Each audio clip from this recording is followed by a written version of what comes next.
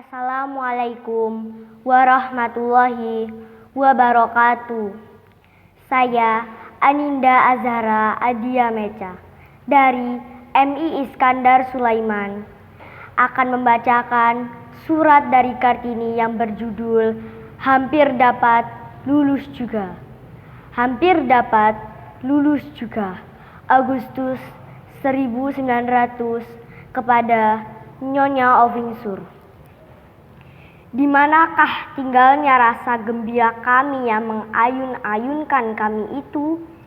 Intan permata yang sudah membawa kami menempuh kesusahan sekian banyaknya, senantiasa perlu supaya dapat menempuh hidup ini.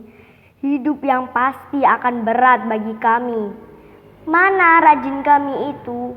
Mana senang hati kami?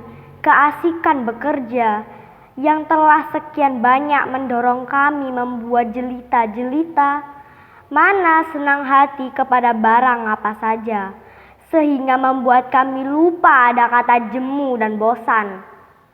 Ibuku, adakah lagi yang lebih celaka daripada seorang yang lalai, lengah, tiada minatnya sedikit jua pun? Itulah yang mengancam kami. Bila tiada atau tidak ada kejadian barang suatu yang membangkitkan kami daripada keadaan lesu, layu, tiada bernafsu, daripada kehilangan hati kami. Seperti sekarang ini, kami sangat menderita oleh kehilangan rasa, oleh semangat terkulai, tiadalah terbayang-bayangkan hebatnya. Apakah gerangan salahnya? Sakit, kami tidak. Adakah barangkali masa penderitaan yang sudah kami tanggung itu datang kemudian lagi mematahkan hati kami, menghilangkan rasa? Aduh, sedihnya pikiran semangat kadang-kadang tiada tertahan. Haruslah ada kerja yang mengasihkan kami, yang tiada henti-hentinya mengikat perhatian kami, sehingga tiada sempat berpikir berazab hati. Itulah cuma yang dapat membangunkan kembali keteguhan batin kami yang meradam itu. Itulah cuma yang sanggup mengembalikan keteguhan hati kami. Kerja, itulah dia. Hasrat akan kerja yang kami cintai. Karena itulah maka kami lesu terkulai itu. Celaka sangat rasanya merasa diri suka dan bernafsu akan bekerja, tetapi terkutuk berpangku tangan sepanjang masa. Kami tiada hendak, tiada dapat percaya bahwa hidup kami akan biasa saja jadinya, tiada lebihnya dari orang lain. Akan tetapi sungguh pun demikian, tiadalah dapat kami bayang-bayangkan dalam hati kami bahwa hidup kami yang bagus itu akan terkabul juga akhir kelaknya. Coba cita-cita kami hampir sajalah tercapai, yakni menurut sangka kami, hanyalah beberapa hari saja lagi memisahkan kami dari kehidupan harum hasrat hati kami itu. Harapan, tinggal harapan. Pedih rasa hatiku mengenangkannya lagi. Kami di sini tiada memperkatakan lagi, tetapi diam tanda mengia, belum tanda mengalah. Kami sudah sampai sejauh itu. Akan melepaskan semuanya kami tidak suka, dan sekali-kali tiada niat kami hendak membuangkannya. Tak pernah terniat yang demikian itu. Baik tidaknya perbuatan kami itu, kami tiada tahu. Tetapi kami tidak dapat dan tiada suka menurut kehendak lain daripada kata hati kami. Kamu seharusnya lahir jadi anak laki-laki. Tentulah kamu akan jadi laki-laki yang tetap berani hati. Demikianlah kami dengar setiap kali, sampai jemu telinga mendengarnya. Bila benar ada pada kami sifat yang ada pada anak laki-laki yang cakap pantas, apakah salahnya jika sifat itu kami pergunakan mendidik kami jadi perempuan yang takas cakap?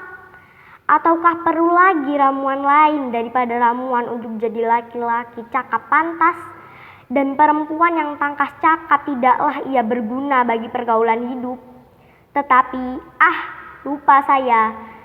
Kami perempuan Jawa, terutama sekali wajib menurut dan sabar tawakal sifatnya. Kami wajib menjadi tanah liat yang boleh dibentuk-bentuk orang sekehendak hatinya.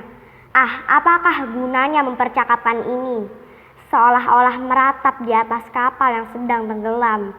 Menyesali diri mengapa tidak tinggal di rumah saja. Bersesal-sesalan, mencari-cari sebabnya celaka, menyelidiki siapa yang salah.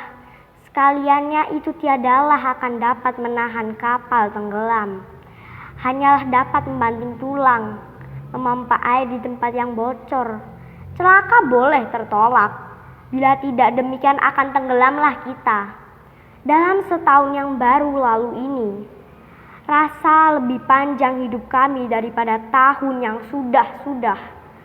Serasa-rasa ada yang hendak dikatakan bapak kepada anak ibu yang tertua ini tetap segan, karena akan melukai hati agaknya. Dapatkah ibu rasakan betapa siksanya begini ini bagi bapak dan anak sulung ibu itu? Sudah lama di masa yang lalu, ketika anak sulung mendesak lekas-lekas memutuskan perkara kami, maka terpandang olehnya mata melihatnya kepadanya dengan sangat sedihnya, seakan-akan hendak bergesa-gesa, benarkah meninggalkan daku? Bertanya, anakku. Anak sulung ibu berpaling muka karena rasa rawan meresap jauh ke dalam hati rohnya. Alangkah ajaibnya rasa kasih sayang, dapat jadi surga, dapat pula jadi neraka. Mencintai bapak, menghormatinya, jadi keperluan hidup kami. Itulah bahagia kami yang terutama. Bila hilang rasa cinta itu, akan gelap sajalah hidup kami. Dari tangannya lah kami menerima bahagia itu. Bila tidak, bagi kami bukanlah bahagia namanya. Bila tiada merasai cintanya, maka kemalangan kami pun tidak akan pernah terasa segenapnya. Disadur dari buku Habis Gelap Terbitlah Terang, karya Armin Pane. Wassalamualaikum warahmatullahi wabarakatuh.